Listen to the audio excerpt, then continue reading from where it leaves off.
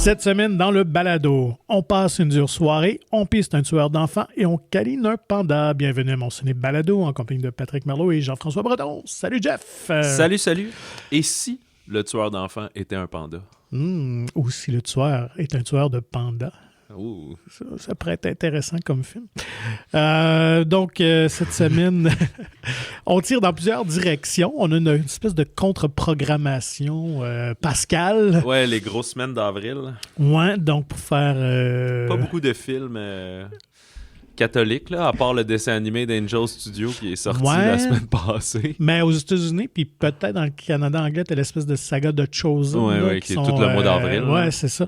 Ouais. Mais justement, on offre quelque chose de différent. Et puis, il y a aussi un Overlord de cuteness sur les écrans. On vous en parle. Overlord, oh, ouais. Ouais. Overload. Un overload. OK.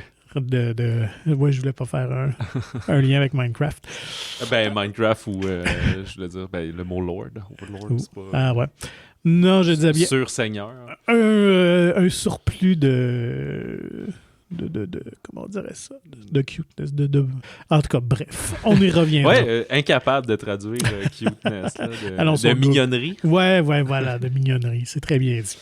Allons-y pour les nouvelles de la semaine. Toi, avais-tu recensé quelque chose qui avait attiré ton attention? Oui, je voudrais qu'on parle un petit peu de Anémon et son prochain film qui était auparavant annoncé comme Adam, mais c'était un titre de travail, et qui s'appelle maintenant Amour Apocalypse, qui est un titre un peu singulier, là. Je ne suis pas certain, mais après, j'ai lu la description plus exacte, et c'est un film québécois-canadien, mais qui a une partie anglophone. Le personnage principal, joué par Patrick Yvon, est un mi-quarantenaire, là, comme à peu près dans la vraie vie.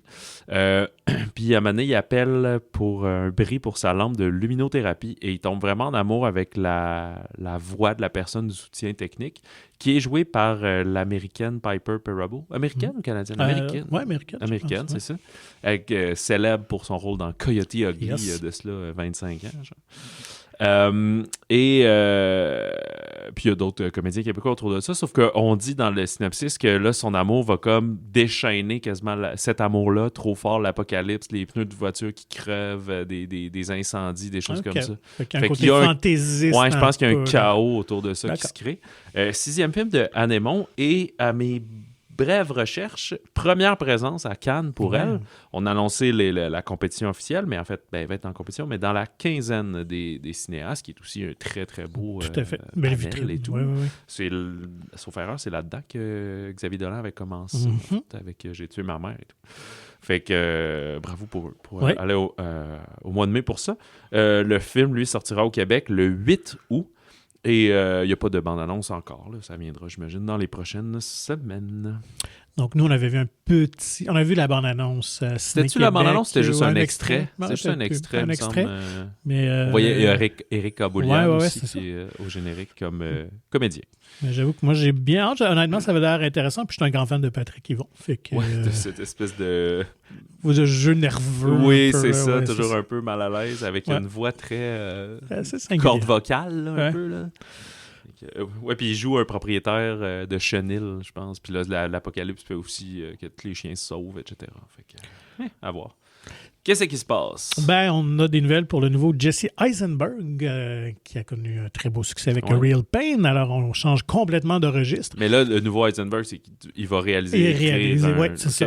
Donc, cette fois-ci, qui est déjà en production, en fait, le tournage s'est déjà amorcé, sera produit par A24. OK, il n'est plus avec Searchlight. Non, donc retour aux sources, parce que son premier film, c'était avec A24 aussi. Toujours produit par Emma Stone, qui se garnit vraiment un portfolio assez intéressant comme productrice. Et ça va se dérouler dans le monde du théâtre communautaire, une comédie musicale dont Eisenberg a coécrit chansons et musique. Ah ouais, OK. Ouais, pour le film, avec une distribution assez intéressante. Donc, on retrouve Halle Bailey, qui était la petite sirène. Ça, je suis content d'avoir parce que je l'avais vraiment aimé. Une de mes préférées des dernières années, qu'on ne voit pas souvent encore, Havana Rose Liu, qui était dans Bottoms et le film d'horreur il y a de l'année 2 ans. Je me rappelle pas sur l'intelligence artificielle. Là. Je pense que c'était il n'y a pas si longtemps. Là. Ouais, je pense qu'il y a un an. parce que c'était après Bottoms. Bernadette Peters, une vétéran des années 70-80, a fait beaucoup de Broadway, quelques films. Julianne Moore et Paul Giamatti, donc quand même aussi de gros noms solides. Alors à découvrir, j'imagine, quelque part, peut-être 2026, mais je serais pas étonné peut-être que ça sort, tu sais... fin 25? Fin 25, là, peut-être. Mais là, ils sont en tournage? Ils sont en tournage, fait que... Ouais, peut-être. Ça peut-être plus début 26. Ça dépend aussi des... c'est le genre de film que tu envoies quand même dans des festivals ou des choses comme ça, là. Avec sa feuille de route, fait que... Ça va être à suivre. Ouais, je pense qu'il sera un petit peu à la course là, pour 25. Ça va être plus en 26 qu'on va mettre ça de l'avant. On verra bien.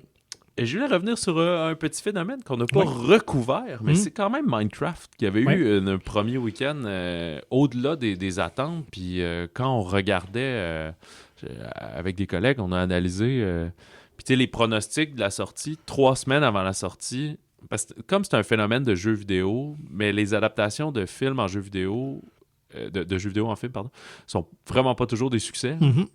Fait que 3 semaines avant la sortie, je pense que le pronostic était à peu près 50 millions pour le week-end. 2 semaines avant, il était monté à 80. Puis juste avant la sortie, il était comme peut-être plus un 100, 110. Puis finalement, il a fait comme 160 à peu près. Ce qui était plus que Mario. Mais Mario était quand même sorti un mercredi. Okay. Là, il y avait un genre de 5 jours. Mais si tu comptais pas le 5 jours, mais juste vraiment le week-end, etc. Là. Fait que c'était un peu de la triche, je pense, parce que si Mario n'était pas sorti 2 jours avant puis qu'il avait été sur le week-end, je pense qu'il aurait fait plus. Il faut un peu compter les 5 jours, je pense. Puis là, je suis plus certain, là, peut-être que ça donnait à peu près la même chose. Puis là, après 14 jours... Il faut quand même souligner que c'est un gros phénomène. Donc. Ah ouais, c'est ça, exact. Puis on le compare beaucoup avec Mario parce que c'est une autre franchise de jeu. C'est sorti il y a 2 ans, ça a été un gros phénomène. Fait que je pense que pour là... Très familial, multigénérationnel. C'est ça, puis on va essayer beaucoup, je pense, de sortir ce genre de film-là début avril, puis de couvrir une espèce de période un peu plus morose, plus le week-end de Pâques, qui n'est pas toujours la même date. Là. Fait que... en fait, c'est pour ça que je pense que Mario était sorti à Pâques. C'est pour ça qu'il avait pris l'affiche le mercredi, qui était donc cette année-là, Pâques était début avril. Fait que là, bref, après 14 jours, on est rendu... les chiffres du jeudi sont pas sortis, mais c'est assez facile de les estimer. Là, fait que le film a dépassé 300 millions aux États-Unis et Canada, et maintenant 575 mondialement. Fait que ce film-là va être milliardaire, assurément. Tout à fait. Par contre, je crois qu'il fera pas autant que Mario, parce que déjà, après l'équivalent du jour, il y a un certain retard là, par rapport à ce que Mario accomplissait. Puis, tu sais, je sais pas, là, il y a moins le côté peut-être... Il y a un côté familial, mais peut-être moins jeune, là, contrairement à un dessin animé. Là, il y a aussi l'espèce de phénomène du chicken jockey. Puis là, peut-être que vous en avez tous déjà entendu parler 1000 fois, là, parce que c'est ces réseaux sociaux et tout. Il y a certaines projections que ça brasse en tabarouette, là, parce que comme le film... La bande-annonce, et le jeu est un phénomène, la bande-annonce a circulé beaucoup sur les réseaux sociaux pour les bonnes ou mauvaises raisons. Fait que là, les gens ont appris des répliques par cœur. Fait que là, finalement, c'est que tu vas au film pour voir ce que tu connais, pour être le plus excité possible. Fait qu'on peut voir des vidéos de gens qui lancent du popcorn puis qui crient partout sur certains trucs. Là, un moment où il y a un petit zombie ado de poulet là, qui doit combattre, là, qui est quelque chose qui arrive dans le jeu, mais super rare, là, comme un Easter egg. Il paraît que blablabla. Fait que, bref, c'est pas toutes les projections qui sont comme ça, mais il y en a qui sont quand même coco dingo. Puis là, les cinémas doivent agir. Mais ça rappelle un peu à certains points de vue, les Rocky Horror Picture Show, puis tu sais, des espèces de screening interactifs. J'entendais parler aussi de la comparaison avec le cinéma indien, qui est très enclin à chanter, puis à taper dans nos mains, puis être comme si c'était un spectacle devant nous. C'est juste, je pense qu'il y a une différence. Ou même la belle époque, l'âge d'or des Marvel et tout, les gens applaudissaient, puis étaient contents quand ils voyaient les héros, puis des répliques, ou même... Mais ça, réagir comme ça, c'est le fun, mais de faire du grabuge... Ouais, c'est ça. C'est que je veux dire, lancer son popcorn, ouvrir son cellulaire, puis se filmer, puis courir devant l'écran, ça perturbe la projection. T'sais. Vraiment. Fait que si vous y allez avec des jeunes enfants, visez peut-être les projections tôt en journée, les premières l'après-midi plutôt que le 19h, parce que ça se peut que ça en même temps, les cinémas doivent tellement être aux aguets, puis avoir aucune tolérance zéro là, dès qu'il y a quelque chose qui se passe. Ben, je pense que la tolérance ou l'intolérance là, va au moment où c'est ça perturbe les autres. Les gens se lèvent, lancent des objets, des affaires. Surtout que, tu sais, un cinéma, ça roule pas sur l'or. Là, c'est beaucoup, ça coûte cher à entretenir. Puis les projecteurs, la toile, les affaires. Fait que quand les gens lancent les choses, brisent les fauteuils, ça, c'est inacceptable. Ben oui, du vandalisme, finalement. Ouais. Fait que là, ils sont...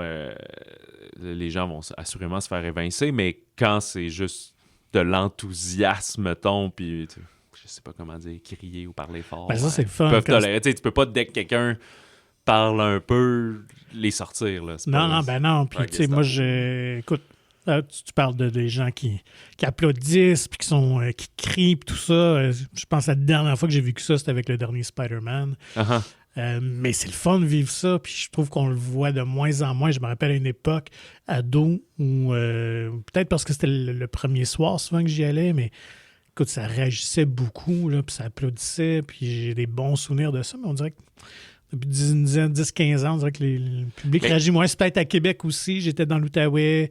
Je sais pas. Je sais pas à Montréal comment c'est. Mais... Ce qui aide aussi au phénomène Minecraft, c'est que les salles sont pleines aussi. Ben ouais. Comme tu dis. Fait que je me souviens de la fois qu'on avait vu le Spider-Man, la salle était bondée aussi, juste avant que la pandémie referme puis tout. Et quand là, c'était celui où il y avait Tobey Maguire puis... Garfield qui était en rumeur, mais on n'était pas sûr. Fait que là, quand on les voyait, tout le monde était vraiment content. Puis Matt Murdock, puis toutes ces affaires-là. Mais je pense qu'après ça, il y a des bons films d'horreur. Mais tu sais, mettons le Monkey là, qui était là récemment.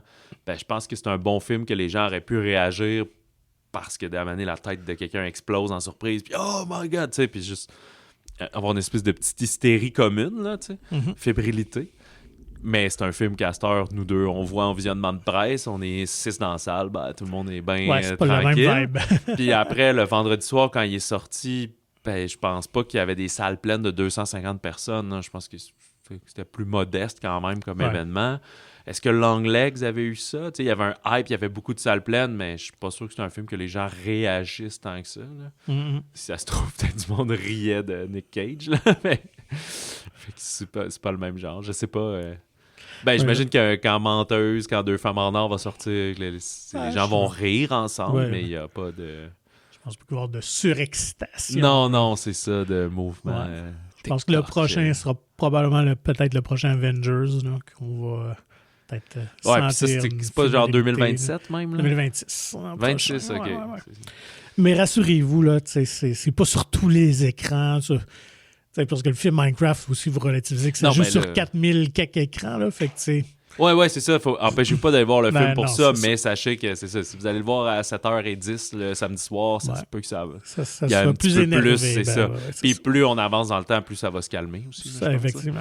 Mais, jusqu'au prochain trend TikTok. Ouais. Parce que si c'était inacceptable, ben là, les salles, je veux dire, il y aurait de la sécurité puis des policiers, puis à la limite même, peut-être les salles l'auraient sorti de leurs écrans en dire c'est que des problèmes. Oui, l'argent, mais dans le fond, ça me coûte plus cher que le bénéfice que j'ai, etc. Là.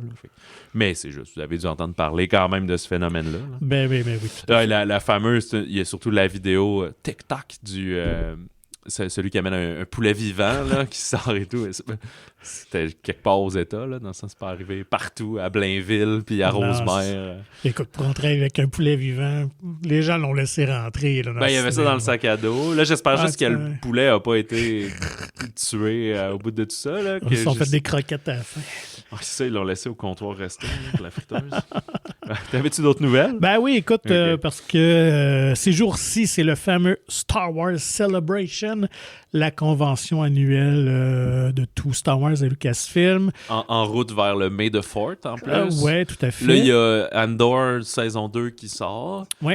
Et le Star Wars épisode 3, 20e anniversaire, qui ressort au cinéma dans une semaine. Fait que on est très Star Wars. Au-delà de Minecraft, c'est très Star Wars. Effectivement, ça monopolise un peu l'attention dans le monde du divertissement. Cette année, c'est à Tokyo parce qu'on alterne toujours entre une ville aux États-Unis et une ville internationale comme ça.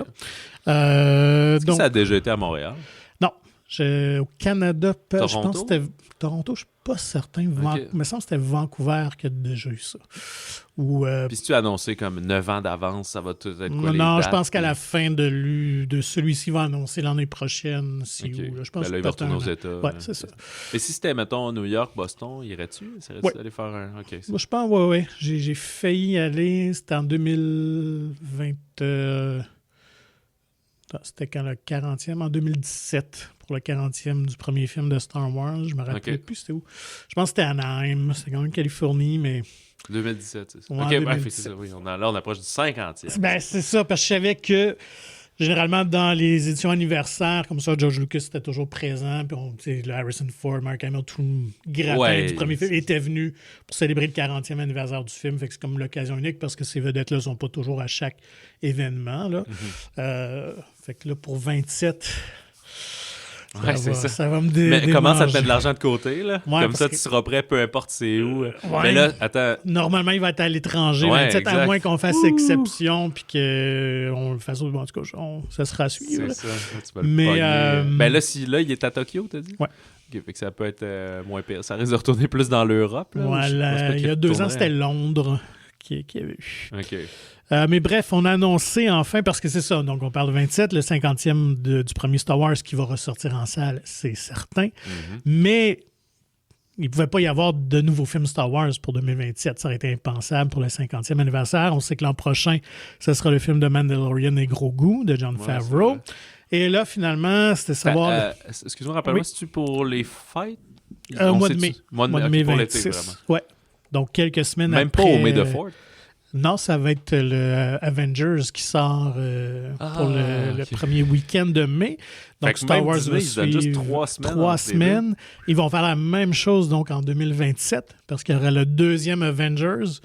Et finalement, ce nouveau film de Star Wars qu'on vient d'annoncer pour le 28 mai 2027. Et ce sera celui de Sean Levy qui finalement sortira.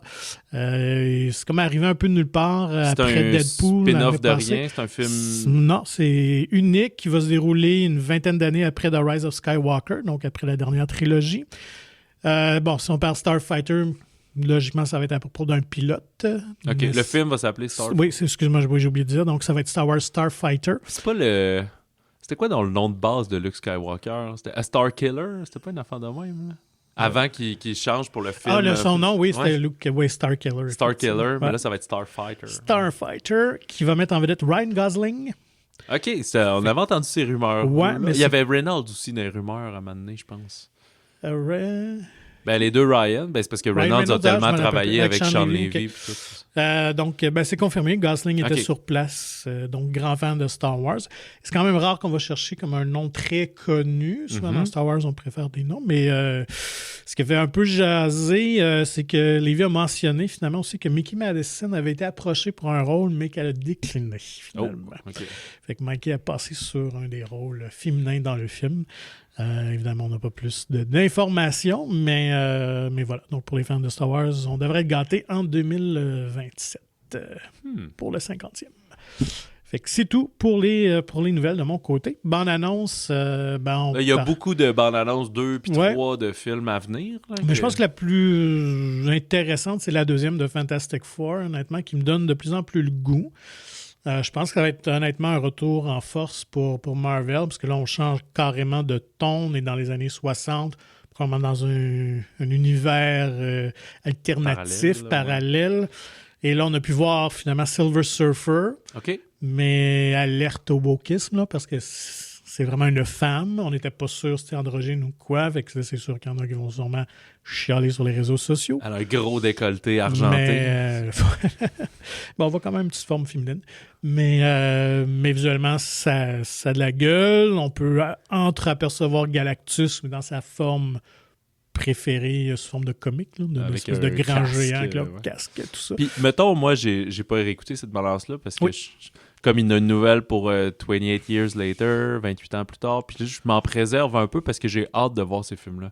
Mais est-ce qu'il y a beaucoup un peu de spoiler dans la bande-annonce, tu penses, de Fantastic Four, tu sais? Je sais pas si c'est des gros spoilers, mais en tout cas, il semble vraiment que Madame Fantastique et Reed Richards, Monsieur Fantastique, forment un couple déjà dans le film. OK. Elle annonce qu'elle attend un enfant, donc on va jouer là-dessus aussi, parce qu'effectivement, dans les bandes dessinées, elle a eu un enfant avec lui. Invisible et élastique. Là, je me rappelle plus, je pense que c'était Herbie, qui avait le même nom du robot, en tout cas. Mais, la coccinelle. Aussi. Mais c'était comme un personnage un peu mal aimé, en tout cas, bref. Le bébé mal aimé? Ouais. OK. Puis, on voit bien sûr The Surfer, fait que c'est le fun enfin de voir. Je pense que je vais écouter. Ouais. De toute façon, c'est le 26 surtout juillet. L'esthétisme, la vibe, vraiment le fun. C'est quand même réalisé par Matt Shankman, qui a peut-être fait la meilleure des séries Marvel jusqu'à date pour la télé, pour le streaming qui est WandaVision. OK. Fait que j'ose croire que ça va dans la bonne direction. Je pense qu'on retrouve un côté plus léger, plus humoristique qui manquait un peu, je pense, à Captain America, là, qui était peut-être un peu trop drabe par moment. Je suis quand même curieux aussi. Ça, c'est 26-28 juillet. Là, ouais, c'est ça, fin juillet. Puis, mais de voir Thunderbolts le 2 mai. Ouais. Pour fans de Marvel, je trouve qu'il a l'air d'avoir ce... Tu sais, les Fantastiques, oui, c'est une gang, mais un peu... c'est des nouveaux personnages, là, entre guillemets. Là, dans le sens on les a pas vus encore dans l'univers comme ça. Puis, mais l'espèce de mélange des Thunderbolts qui vont tous se créer, puis tout, après, est-ce que là, l'intrigue va être juste plus grande que nature et tout, je sais pas. Mais j'aime bien Florence Pugh comme comédienne, fait que je sais pas, j'aime bien ils ont l'air de centrer beaucoup autour d'elle, la gang, puis de la mettre comme la lead. Ouais. Curieux de voir ça. Moi aussi. Ils ont fait beaucoup de place aussi aux soldats, le soldat de l'hiver, au Winter Soldier, avec son bras puis tout. Fait que, Bucky Barnes. Oui, ça peut être sympathique. Là, une vibe un peu à Suicide Squad. On s'en reparle dans 2 semaines. Oui, ça revient vite. OK, des films. Oui, allons avec les films. La grosse sortie de la semaine, c'est Sinners de Ryan Coogler. Oui, justement, écoute, on va finir par arrêter de parler des Marvel, mais qui s'est fait connaître pour les Creed et Black Panther, l'univers Black Panther, et souvent tourné avec Michael B. Jordan dans les Creed, et c'était son premier méchant dans le premier Black Panther. Alors, je crois et j'oserais estimer qu'ils sont des amis dans la vraie vie. Et, et de même que Ludwig Göransson, qui fait la musique. Mais lui, eux, je sais qu'ils sont amis, ils se sont connus à l'université, ils faisaient leur projet ensemble. Oui. Lui était en musique, Coogler en cinéma. Et bref, fait ici, je pense que c'est vraiment le premier film comme d'auteur très personnel que Coogler fait au cinéma. Depuis Creed, en fait. Oui, mais Creed était comme attaché à une franchise aussi, c'est ça que je veux dire. De son film avant Creed, excuse-moi. Depuis, il avait fait de quoi avant Creed? Ouais, Fruitful Salvation, on avait la même. C'est ce qu'il avait fait, mais c'est qu'un film je sais même pas c'est quoi. Fait que là, il y a eu le budget, les moyens de ses ambitions, comme on dit, avec Warner Bros. Qui ont dit « Oui, vas-y, fais-nous ce film d'horreur... comment dire, drame social d'horreur. Il y a un bon parallèle, on y viendra là, avec toute l'histoire afro-américaine là-dedans. Ça met en vedette donc 2 fois Michael B. Jordan, 2 fois plutôt qu'une dans un double rôle, où là, il joue vraiment des jumeaux, contrairement à d'autres films à De Niro, qui jouait juste 2 bonhommes, 2 amis, qui étaient étonnamment pareils. Hayley Stenfield, Jack O'Connell, un visage un peu moins connu, mais qui joue dans plein de films, qui va faire un méchant là-dedans. Miles Catton, une découverte, quasiment un casting sauvage pour Coogler.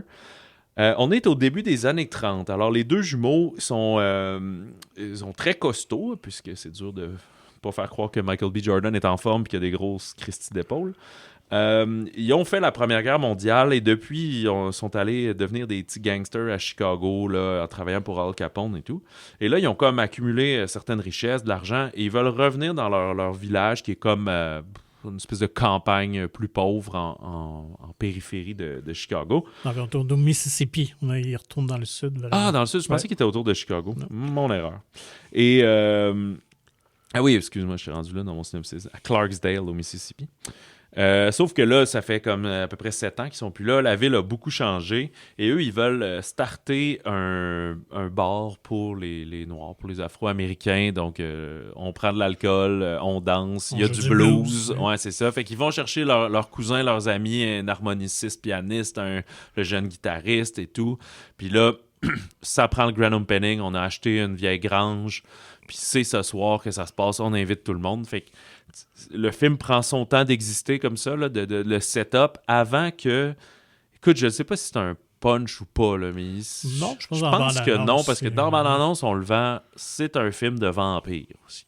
Fait qu'éventuellement, shit hits the fan, ils sont un peu coincés dans le bar et il y a des vampires blancs, pour la plupart, autour de leur petite cabane. C'est à peu près ça la prémisse du film. Ouais, des fois, je parle longtemps. Je vais t'envoyer tout de suite la balle, puis je reviendrai. Bon, parfait. En tout cas, pour ma part, depuis le développement de la bande-annonce, j'étais très intrigué et curieux de voir les premiers échos étaient excellents depuis 2 semaines. Tu été montré à South by Southwest? Je pense pas. Mais, première américaine, etc. Ouais, c'est ça. Mais très gros buzz, effectivement. Et écoute, j'ai pas été déçu. Faire des films de vampires, c'est rendu un peu quand même casse-gueule aujourd'hui, mais Coogler a réussi à s'amuser avec les codes du genre. Puis on est un peu dans le style bande dessinée aussi. Là, on parlait de Mario tout à l'heure. C'est pas un film qui est sérieusement fait, mais en même temps, tu as un côté un peu bonkers, je dirais en anglais, là, qui est assez grandiose par moment. Oui.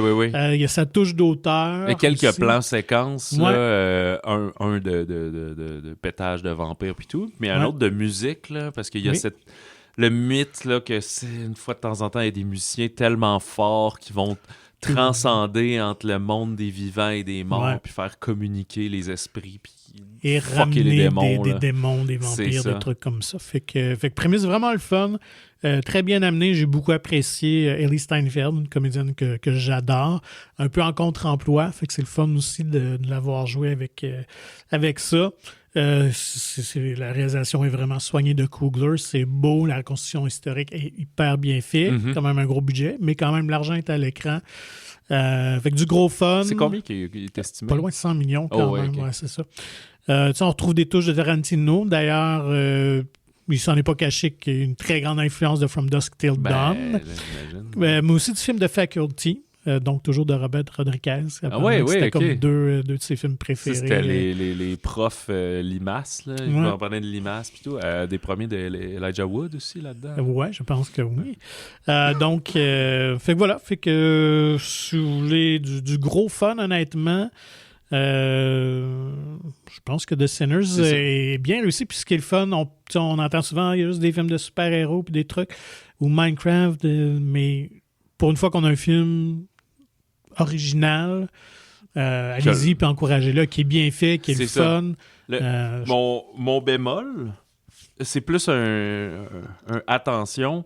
Tu sais, c'est pas comment dire, un film d'auteur, il y a de quoi de racial un peu dans le film là, par rapport à la musique. Eux sont bien dans le blues, les petits blancs pecnos arrivent avec leur banjo à jouer du bluegrass. Fait que il y a cette dichotomie-là, le côté... Tu sais, j'ai pas mis le doigt exactement, le croc exactement sur c'est quoi son point dans le film. Là. Puis c'est bien dans le sens que ça prendrait un deuxième visionnement. Au début, je pensais que ça allait être juste comme l'esclavagisme, mais c'est pas ça. C'est plus sur la culture, donc l'appropriation de la culture peut-être par les Blancs, mais à un moment donné, il y a des Noirs qui se font mordre par des vampires. Fait qu'eux aussi deviennent assimilés à ça puis essaient de convaincre les autres. Ils utilisent bien les codes des vampires, l'ail, le pieu, l'invitation à rentrer à l'intérieur. Là, qu'on oublie parfois. Ouais, moi, c'est dans vraiment Buffy contre les vampires. Ils jouaient beaucoup avec ça. Fait que, The Lost Boys pour moi.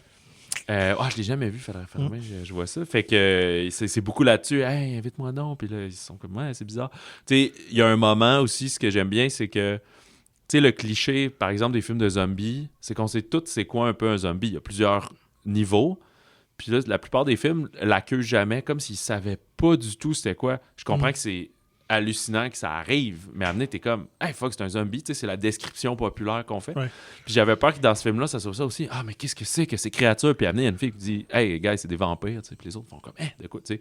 Je dis « Oui, tu sais, mentionnez-le, sinon on vire fou dans la salle à dire vrai. Que... » Moi, j'apprécie ça.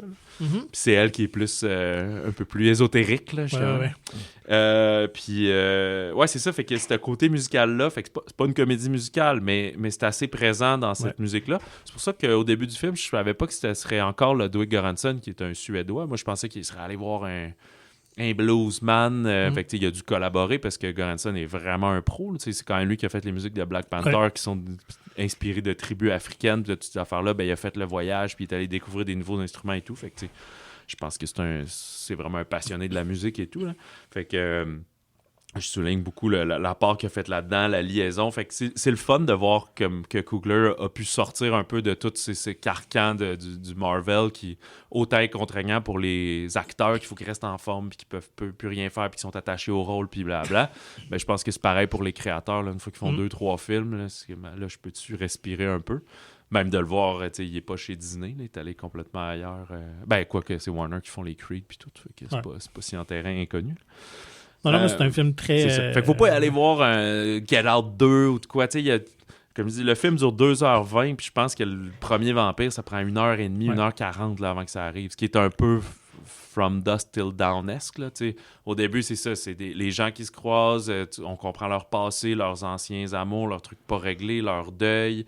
La violence avec les parents versus les enfants, il y a souvent ça. On installe le bar, là, ça part bien, là, les filles reviennent nous courtiser. Puis là, à mener, il y a des problèmes. Ouais. Effectivement, je pense que c'est une petite critique que je préfère. Il y a quand même quelques petites longueurs, peut-être un peu non nécessaires dans la première portion.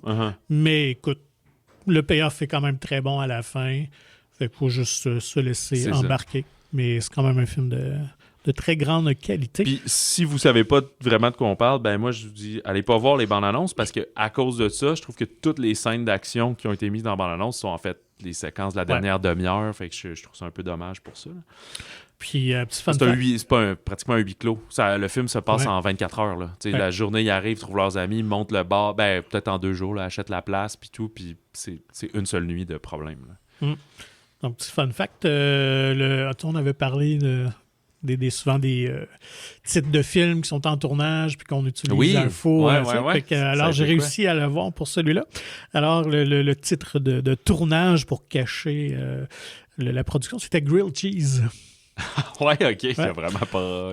lui, il associe beaucoup la création d'un film à la création d'un plat culinaire. OK. Et là, il disait qu'il faisait comme un plat pour tous, que tout le monde aime, qui est réconfortant. Alors, c'était pour ça que c'était Grilled Cheese. Ouais, c'est ça, c'est vraiment ailleurs. C'était pas comme au lieu de tu sais, le Night Blues, là, ou une affaire comme ça qui aurait pu être un lien entre la musique puis ça se passe la nuit. Puis tout. Et lui, c'est vraiment un grand fan de blues et dans le fond, le film est un peu une lettre d'amour à un de ses oncles qui était très, très près, je pense que Coogler vient de cette région-là, du sud des États-Unis, Mississippi, tout ça. Et un de ses grands-oncles était un grand, grand fan de blues et tout ça, donc l'initiait un petit peu à cette musique-là. Qui est décédé il y a quelques années. Alors, c'est pour ça que tout, je pense, est très personnel comme film pour Coogler. Si je me souviens bien, à la fin, on voit un personnage, il y a comme un petit saut dans le temps, puis c'est Bodyguard.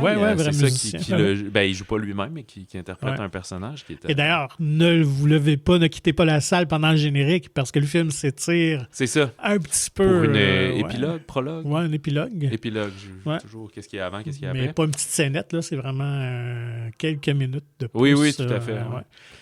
Qui vient ouvrir... l'univers, parce que je pense que Coogler, c'est pas d'illusion qu'il aimerait ça.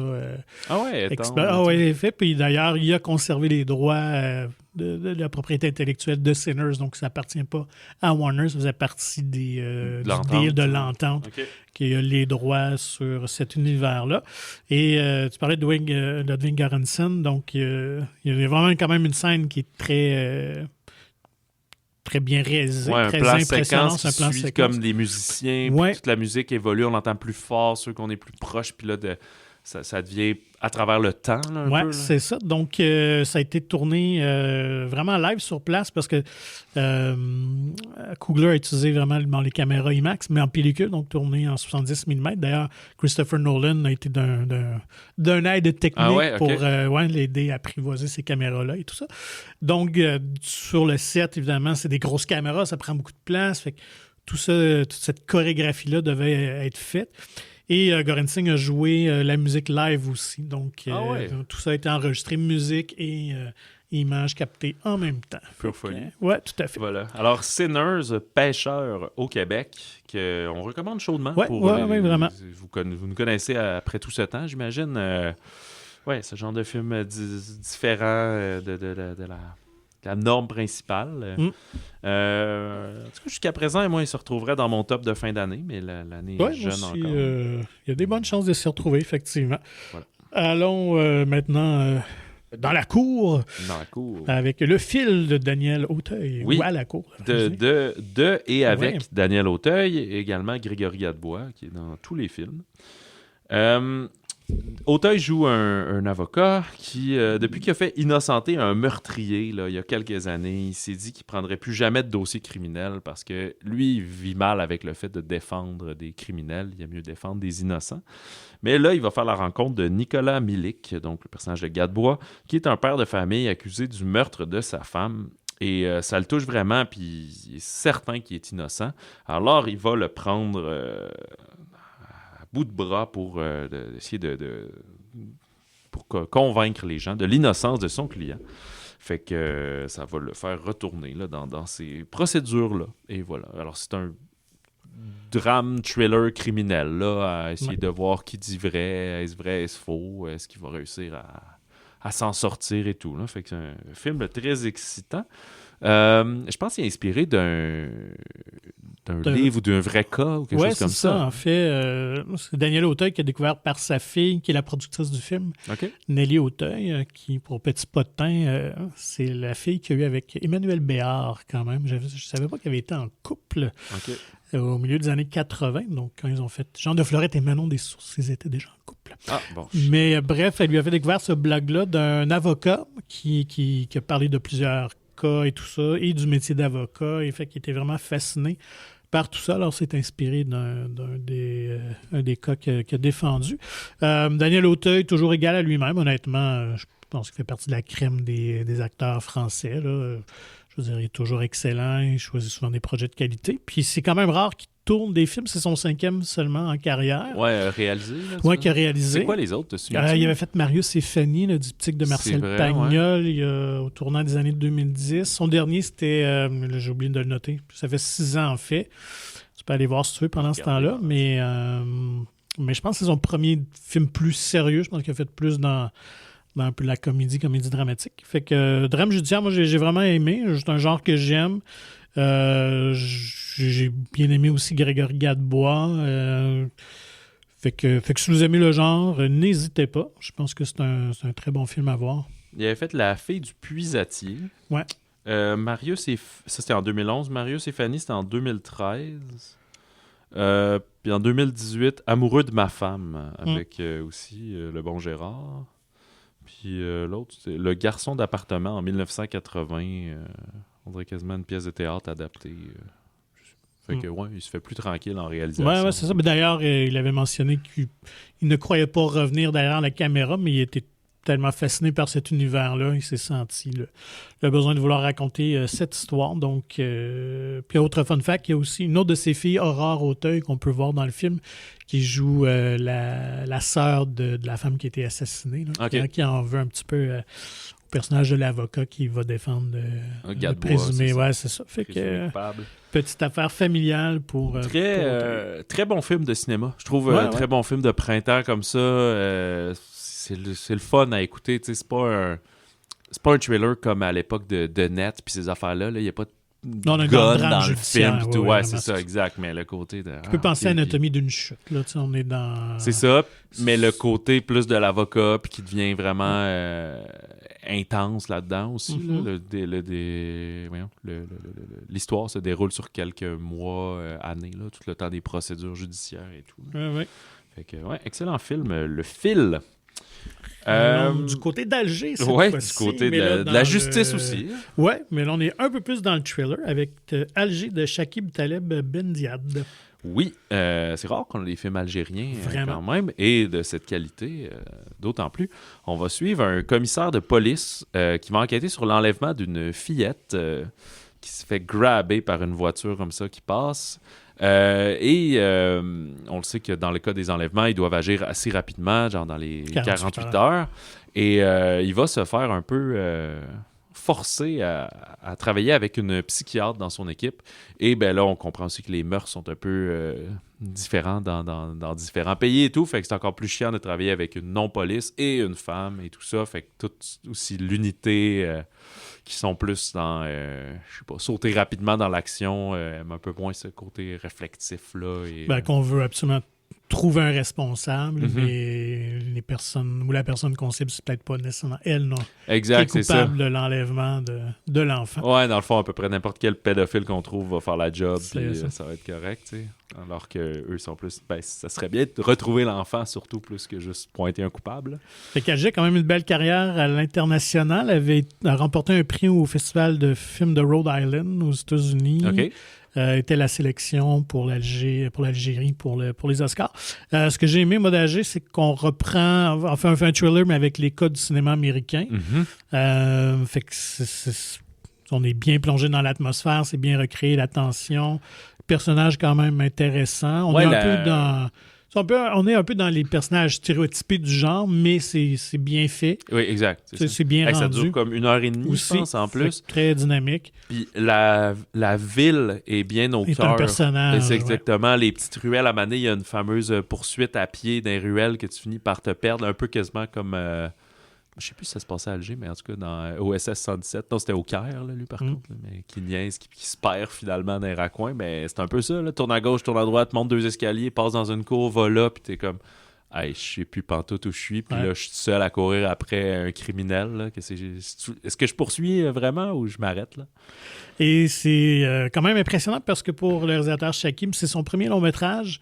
Eu quand même quelques distinctions avec ses courts-métrages, qui ont voyagé beaucoup dans différents festivals, avait gagné différents prix, qui est un franco-algérien, donc reste maintenant en France, mais c'est un peu un retour pour lui dans sa ville natale pour faire ce film-là. Puis j'ai peut-être... j'allais dire, coproduction canadienne aussi. Oui, c'est Canada quelques pays, c'est ça. Fait que c'est peut-être pour ça qu'on a un peu accès aussi au film ici. Et puis, ce que j'ai à dire, c'est que moi, je pense que j'ai petite appréciation de plus parce que j'ai eu le bonheur quand même d'aller 2 fois à Alger pour un festival de bande dessinée là-bas. Okay. Fait que, tu sais, puis en plus, j'ai vu des quartiers où je me suis promené, la fameuse poursuite dans le marché, tout ça, c'est très central dans le centre-ville d'Alger. Fait que c'est drôle de voir ces petits coins-là, oui, ça, je l'ai vu. Fait que je trouve qu'il a bien rendu la ville, c'est intéressant. Puis il est de tout, c'est rare, il fait le réal scénario, mais la musique aussi. Ah, c'est lui qui fait Shakib. Et t'as parlé à... Ben oui, j'ai eu la chance d'interviewer le réalisateur Shakib et aussi l'acteur Nabil Asli. Nabil Asli, qui est comme une grosse vedette maintenant à Alger. Là. Fait que parmi mes quelques contacts que j'ai encore là-bas, ils étaient très jaloux quand j'ai eu la chance de lui parler. Ouais. Il joue-tu dans les séries télé? Puis tout il a fait beaucoup de télé, mais un peu de cinéma aussi. Puis ce qui est intéressant en jasant avec Shakib, c'est que justement, il y avait une volonté de casser un peu l'image des films qui se fait là-bas. J'ai l'impression que c'est un peu comme nous autres aussi. Il se fait beaucoup de films d'auteurs, peut-être un peu moins de films commerciaux, moins de films de genre. Donc, pour lui et pour eux, c'était comme un peu une première, là, faire un peu un thriller américain. Fait que c'est super intéressant de lui jaser. Puis c'est inspiré de faits réels aussi. Fait que vous pourrez lire ça sur monciné.ca la semaine prochaine. Là. Il n'est pas encore en ligne, mais ça s'en vient. Je suis en train de monter l'entretien, mais il est super gentil. Là, début trentaine, quand même assez jeune, il était hyper passionné dans la conversation. Puis c'est une des rares fois que un réalisateur parlait beaucoup comment il a tourné des choses. Fait que je ne sais pas nécessairement tout dans l'entretien parce que il faut se limiter un peu, là, mais ça a été vraiment une belle conversation puis c'était super intéressant de C'est ça, de il a fait une tournée médiatique à Montréal cette semaine. C'est ça, ils étaient ici. Puis l'acteur, d'ailleurs, disait, petite anecdote comme ça, vu qu'il est connu là-bas, puis c'est quand même compliqué de tourner en Algérie. Des fois, tu te fais refuser des permissions à la dernière minute, tu dois changer de place. Fait que pour la fameuse séquence de poursuite dans le marché, dans le centre-ville, ça a été tourné avec caméra cachée, cinéma sauvage. Fait que les réactions des gens sont pas mal toutes authentiques. C'est ça. Puis là, il disait c'était drôle parce que t'as Nabil qui court, mais ça prenait 20-30 secondes que les gens le reconnaissaient. Fait que là, il arrivait, puis là, il venait le voir, puis là, il voulait se prendre des selfies avec lui, tout ça. Il se demandait pourquoi tu cours comme ça. Puis ça, les deux ans, on tourne un film, les caméras sont cachées. Tout ça. Fait que là, il changeait de coin un peu à chaque fois. Quel casse-tête. Vraiment. Alors, Alger, si vous aimez les trailers policiers, c'est le fun parce que... C'est comme si genre Marc-André Grondin essayait de faire subtilement un film dans la Place Laurier. C'est clair, c'est ça. Là. Ou dans le Vieux-Québec, il se met à courir. Oui, c'est ça, exact. C'est la rue Saint-Jean. Là, en pleine foule, là, c'est ça, c'est journée de terrasse. Là. Mais c'est ça, c'est un trailer bien fait, très accessible. Puis ce que j'apprécie, c'est de le voir dans un contexte d'une ville qu'on voit très peu dans nos vies, notre culture. Ouais, fait que qui n'est pas non plus... Tu sais, comme dit, c'est eux qui font un peu un film à l'américaine, mais c'est pas des Américains qui vont faire un film à Alger puis qui se l'approprient puis tout. Là. Fait que, non, c'est vraiment cool. Fait que, là, c'est ça, il y a beaucoup de films cette semaine, beaucoup de bons films. Là, on va essayer de passer un peu plus rapidement là, tous les autres. Pour les familles qui veulent pas être perturbées par, par des poulets, il y a des pandas. Moon le panda de Gilles Demesse. Peut-être du monde va arriver des pandas puis ils vont les lancer. Ouais, c'est ça, exactement. Ça serait, oui, amenez votre bambou. Qui est quand même un spécialiste des fables animalières, là, Gilles Demesse, après Mia le lion blanc, le loup et le lion, le dernier jaguar. Là, c'est Moon le panda. C'est vraiment le créneau qui occupe depuis plusieurs années. Tournage animalier. Fait que c'est un garçon qui est envoyé chez sa grand-mère pour l'été, un jeune chinois. Oui, ça se déroule en Chine, oui. Non pas au zoo de Toronto. Et le garçon va se lier d'amitié avec un petit panda. Puis c'est un film qui a un message un peu sur la préservation de l'habitat. Oui, mais beaucoup aussi... évidemment... Des braconniers, des choses comme ça? Non. Je sais que tu as vu le film. Ouais, moi j'ai vu le film. Puis écoute, encore là, j'ai eu la chance d'interviewer Gilles Demesse aussi. Donc, oui, un panda serait cool. Alors, il y aura aussi un entretien avec lui sur monciné.ca. Mais vu que le panda est même un animal beaucoup moins dynamique qu'un lion ou un jaguar, donc on ne peut pas le mettre dans l'action. Donc, la famille, le film tourne beaucoup au niveau de la famille puis de la relation tendue entre père et fils. Donc, pour le jeune garçon, dans le fond, le prétexte d'aller voir un panda, c'est plus de se lier d'amitié, un lien affectif, parce qu'il y a beaucoup de misère à entrer en contact avec son père et tout ça. Là. Fait qu'on est beaucoup dans la nature, puis c'est ça qui est le fun aussi avec les films de Gilles Demesse, c'est qu'ils tournent vraiment tout alentour du rythme de l'animal. Puis aucun effet numérique là, avec tout ce qu'on voit à l'écran, le panda, c'est vrai, là, il n'y a pas un panda digital. Puis donc, il a tourné avec 2 pandas pour les besoins du film, un plus petit et un peu plus adulte. Mais ce qui est intéressant, c'est que tout ça s'est fait un peu pendant une tournée qu'il faisait avec Mia et le lion blanc en Chine. Fait qu'il y a eu cette idée-là de faire le panda, mais évidemment, tourner avec un panda, c'est très difficile. Puis la Chine est très protectrice de ces animaux-là. Mais tout ça s'est facilité parce que, je pense que c'était en 2020 ou 2021, il y avait une célébration entre l'Union de la France et la Chine et tout ça, je pense le 50e de quelque chose. Fait que ça a un peu ouvert les discussions et les possibilités mais il disait, une semaine avant qu'on arrive en Chine, enfin on était en Chine, puis une semaine avant le tournage, je ne savais même pas si j'avais accès au panda ou non. Fait que c'était comme un kit tout double. Puis finalement, ça a marché. Mais écoute, tu sais, le film est très simple. Là. Honnêtement, je pense que Mia le lion blanc demeure son meilleur, son plus abouti. On est dans très léger. Fait que pour les jeunes enfants, ça peut être très correct là, à partir du 4-5 ans. Là. Mais je pense que la force du film, c'est peut-être moins l'histoire, les personnages, mais vraiment les pandas qui, maudits, sont cute. Puis t'as juste le goût de les prendre tout le temps chaque fois que t'en vois un. Tu vas lui donner un gros câlin. Un petit peu malhabile. Oui, puis ils vont juste manger leur bambou là, couché. Là, fait c'est quand même un peu drôle. Okay. Mais c'est magnifique aussi pour les paysages. Évidemment, on est dans la campagne chinoise et tout ça, dans une vraie réserve de pandas là, où ils ont eu accès à eux. Tu me disais que la Chine est très protectrice de l'image des pandas parce qu'il y en a que là-bas et ça, c'est comme leur emblème. Quand ils les prêtent, en fait, quand on les voit... Quand les zoos, ils sont en location. Oui, effectivement. C'est pour ça que je sais même plus si j'ai blagué avec le zoo de Toronto, mais je sais même plus si c'est long encore, mais il y a un temps, ils l'avaient, puis c'est un gros investissement, c'est des millions de dollars par année de location du panda, là, de redevance. Plus, faut que tu fasses venir du bambou directement de Chine, puis il est super piqué, là, puis des fois, il mange pas parce qu'il est comme, non, celui-là, je le veux pas, amène-moi-en du plus frais, puis tout. Fait que ça coûte super cher. Fait que je sais qu'à un moment donné, là, le zoo, il était en réflexion de... Ouais, est-ce que ça vaut la peine de continuer versus... Est-ce que l'attrait du panda est assez gros versus le coût, là, finalement? Tu vois, je ne savais pas que Toronto l'avait déjà eu. Fait qu'ils l'ont gonné, finalement. Ouais, fait des manteaux de fourrure. Moi, j'ai déjà vu aux zoo de San Diego. Je sais que c'est beaucoup reconnu. Fait que je pense qu'il est peut-être rendu le seul aux États-Unis ou en Amérique du Nord qu'il y a des pandas, là, parce qu'il n'y en a pas partout dans le monde. Exact, puis c'est pas non plus des contrats à vie, là, si mettons... s'ils veulent leur avoir. 10-15... Ben, tu vas peut-être il doit y avoir des clauses de si tu t'en occupes pas bien puis tout, mais peut-être que tu as quand même une entente parce que tu as un investissement de genre 20 millions pour l'enclos. Je sais quand que Trump est arrivé au pouvoir pendant son premier mandat puis qu'il a commencé des guerres commerciales avec la Chine, ils ont menacé de les reprendre. Ça, je m'en rappelle très bien.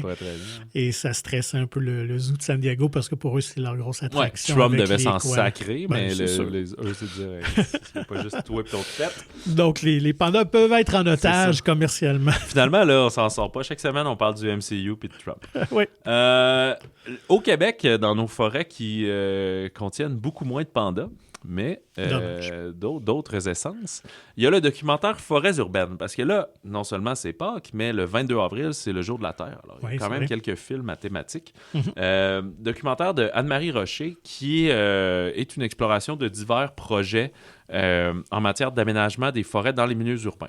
Pas la forêt, la CEPAC, mais vraiment les parcs et les petits boisés, puis même les arbres. Le parc Mont-Royal, genre. Ouais, mais même genre un campus universitaire, puis des choses comme ça. Tout aménagement. Fait que c'est un sujet vaste, un sujet quand même inspirant, mais le film est plus... présente quelques réflexions intéressantes, mais c'est pas non plus... ça va pas au bat pour un enjeu majeur de nécessairement. Ce qu'on comprend, c'est pas un film de militants. Non, ce qu'on comprend, c'est qu'il y a des initiatives qui sont déjà là, soit par les villes, soit de bénévolat pour l'entretien, pour replanter. On rappelle qu'il y a eu des erreurs d'urbanisme à l'époque où on mettait tous des mêmes arbres dans les mêmes rues. Ben là, après, quand il arrive une fragilité sur ces arbres-là, le frêne, par exemple, ben là, on est en train de toutes les perdre. Fait que là, il y a des quartiers qui n'ont plus aucun arbre. Fait que c'est important d'avoir une mixité. On est beaucoup là-dedans aussi. Comme ben là, eux, ils n'en parlent pas. Là. C'est moi qui parle plus de le gazon que les gens invitent à laisser pousser puis tout. Fait que c'est un peu ça. Là, la canopée, le fun dans les airs, mais ça te prend des arbres de milieu et tout. Fait qu'il y a beaucoup d'affaires quand même dans le documentaire à Montréal. À Laval, il y a un énorme boisé. Fait qu'on voit des initiatives là. Mais ils s'en vont aussi... avec des universitaires en Colombie-Britannique, puis une petite partie en Ontario aussi. Fait que un très beau documentaire qui, au final, donne quand même envie de plus s'impliquer quand on est conscient. Moi aussi, qui vit au centre-ville, mais qui aime beaucoup mes parcs, mon aménagement. Je vis près de la rivière Saint-Charles, en basse ville de Québec. Fait que c'est pas très boisé, la rivière, mais ça dépend des secteurs. Là. Fait que ça donne beaucoup envie de s'impliquer là-dedans, puis de dire finalement, je devrais peut-être en faire du bénévolat une journée par année pour... aller nettoyer les berges, puis ces choses-là. Tu sais, j'ai vu les flyers, mais je fais pas plus. Là.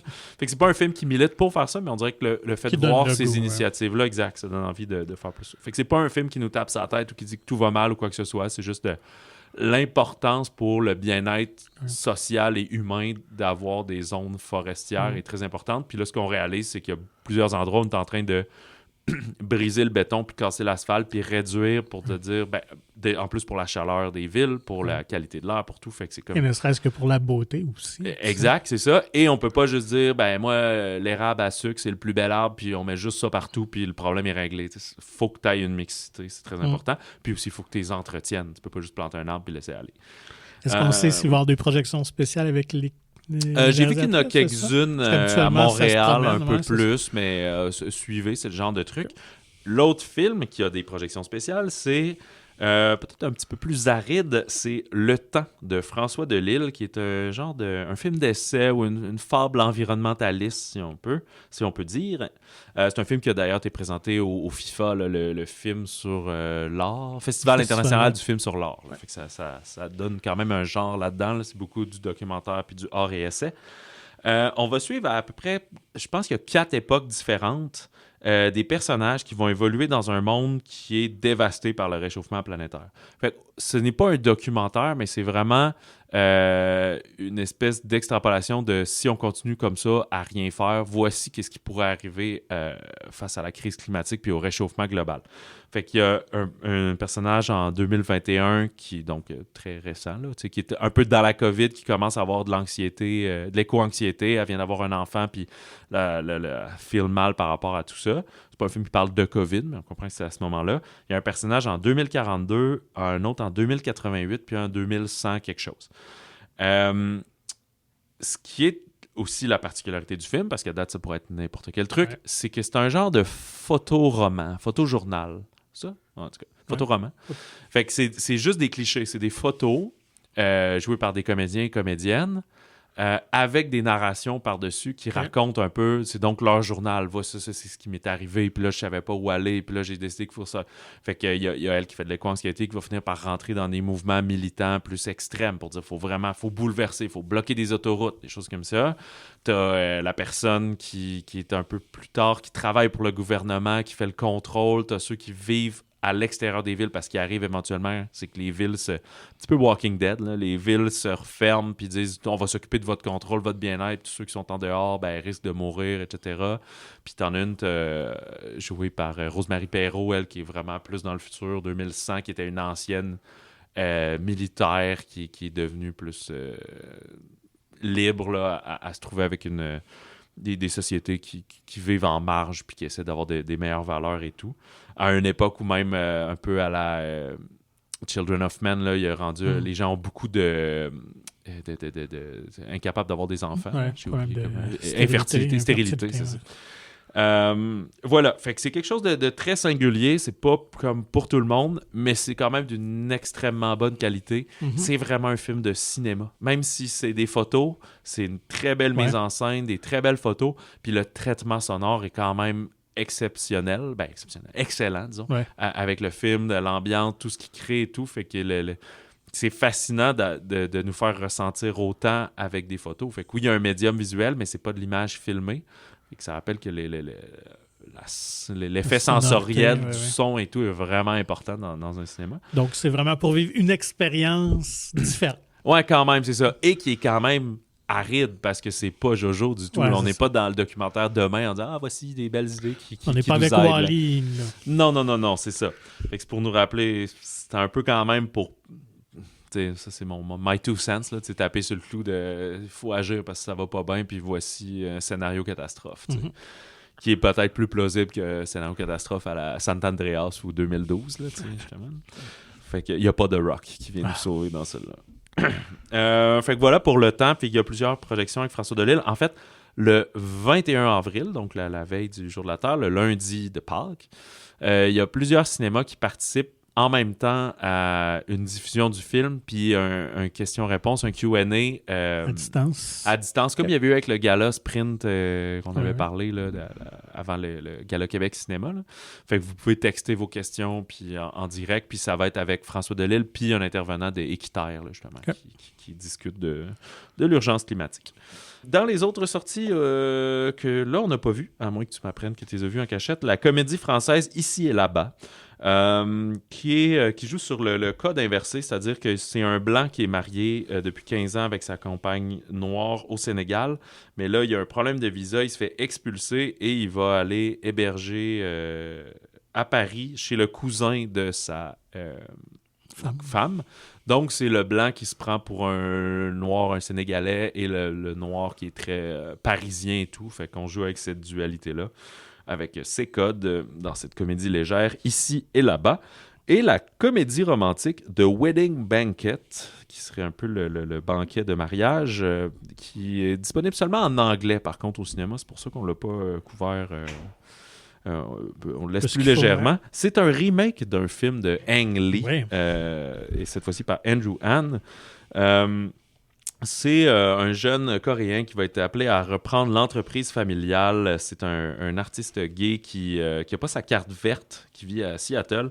Puis, ne voulant pas... Je pense que son chum ne veut pas se marier avec lui. Fait que pour faire ça, il va se marier avec sa coloc, qui elle aussi est lesbienne, pour avoir des papiers, mais sa grand-mère va se rendre compte que c'est une supercherie, fait qu'elle va un peu les challenger là-dedans, fait que comédie romantique, comédie de situation. Mœurs. Voilà. Avec Bowen Yang quand même, il faut souligner, peut-être pour les amateurs de Saturday Night Live, c'est comme une des grosses vedettes là, de cette nouvelle mouture-là. Il est là depuis quelques années. Alors on voit de plus en plus quand même quelqu'un de très drôle. Pour avoir vu des extraits de Saturday Night Live, mais aussi en entrevue, tout ça, là, c'est quelqu'un qui a un humour assez mordant, qui n'a pas peur de rien. Puis il y a Lily Gladstone aussi. Exactement, qu'on n'a pas revu. Ouais, c'est ça. Donc, fait que c'est un film de 93 de Ang Lee qu'on reprend. Et aussi au générique, j'ai oublié son nom, mais je pense que c'est Yoon Yo-jung qui joue la grand-mère et elle a été oscarisée, elle, pour Minari. Ah, OK. C'était la grand-mère qui commençait à faire un peu de démence. Et pour boucler la boucle avec Star Wars, il y a aussi Kelly Marie Tran qui était dans les 2 derniers Star Wars, qui jouait Rose, le personnage ami. Avec Finn. Avec Finn, ouais. OK. La mal-aimée des trolls des réseaux sociaux, malheureusement. Ouais, ben malheureusement, sa quête était moins excitante un peu. Ouais. Mais bref, elle a eu beaucoup de backlash. Très sympathique. Je sais pas pourquoi... ça doit être une question de target. Des fois, je veux pas les jeter sous le bus, c'est VVS qui distribue ça. Puis, des fois, ils ont comme... On dirait leur copie française est prête, mais ils la font juste pour la sortie numérique ultérieurement. Puis pour le cinéma, ils sortent juste l'anglais. Ils avaient fait pareil avec Hitman, puis... même The Woman of the Hour, qui finalement était des productions Netflix, mais il faisait quand même la sortie canadienne, mais il sortait pas la version française. Puis je sais, nous-mêmes, on aime mieux les versions originales et tout, mais ça dit quand même beaucoup sur la portée d'un film puis le nombre d'écrans, en fait, qu'il va avoir. Il y a plusieurs marchés en région qui n'ouvrent pas les versions anglaises, ils ouvrent juste les versions françaises. Fait que c'est pour ça que ça va être plus limité pour The Wedding Banquet, les critiques sont très, très bien, très sympathiques, cette comédie. Fait que bref, je pense que c'est assez pour cette semaine. Je pense qu'on a passé l'heure et on essaie de faire moins d'1 heure. Aïe, aïe, aïe. La semaine prochaine, il y a encore beaucoup de sorties. Je sais pas si on va être capable de tout voir. En plus, c'est comme un week-end pascal férié. On va peut-être manquer une journée de visionnement dans tout ça. La déferlante des films d'action continue. The Accountant 2. Toi, il faut que tu révises le premier. Moi, que j'ai jamais vu, mais... Je pense que ça nous présente le personnage de Ben Affleck, mais sinon, il n'y a pas vraiment de lien entre les deux. On a l'air de mettre beaucoup de bromance avec son frère, joué par John Bernthal. Puis dans mon souvenir, on le voit même pas dans le premier film. Cronenberg revient, il est toujours là. The Shrouds, et peut-être, je sais pas si on va être capable de le voir, The Legend of Ochi, qui pique ma curiosité, qui a l'air d'un très bon film, très sympathique. Qui rappelle la belle époque des Jim Henson, Labyrinthe et puis du Amblin, puis ces affaires-là. Mais encore là aussi, seulement une version anglaise. Fait que c'est pour ça que je sais pas ça va être quoi l'ampleur de la sortie, puis si on va avoir accès au film. Mais sinon, il y aura bien d'autres choses qu'on va être capable de voir. Un que j'ai déjà vu, moi, c'est Sarah Bernard qui prend l'affiche. Oui, la divine. Avec Sandrine Kiberlin, j'ai bien hâte de vous en jaser. D'accord. Alors, ça, la semaine prochaine, pour les sorties du 25 avril. Pour nous contacter, écrivez-nous par courriel balado@monciné.ca et suivez Magazine Monciné sur Facebook et Instagram. Et s'il vous plaît, quand on le dit, likez, commentez, aimez-nous. Et aussi, j'espère que la semaine prochaine, mon genre complètement fini mon rhume puis retrouver ma voix naturelle. Pas des allergies printanières? Non, je pense que j'avais une bronchite. Oh. Mais ça s'en va. Puis non, mes allergies sont au mois d'août. Fait que là, au moins, je vais être correct. Mai, juin, juillet, normalement, ça va. Bref, procurez-vous gratuitement le magazine Mon Ciné, qui est disponible en version numérique ou physique dans votre cinéma favori de la province. Et pour consulter le magazine et les 2 articles qui s'en viennent de tes récentes entrevues, visitez le monciné.ca. Sur ce, on vous souhaite bon cinéma, bon popcorn, bon coco de Pâques. Oui, bonne chasse au coco. Et si jamais on vous invite à une soirée de blues, apportez-vous donc de l'ail et de l'eau bénite. Qui sait, ça pourrait vous être utile. Ouais, des petits cornichons à l'ail là, avec du blues, là, ça va bien.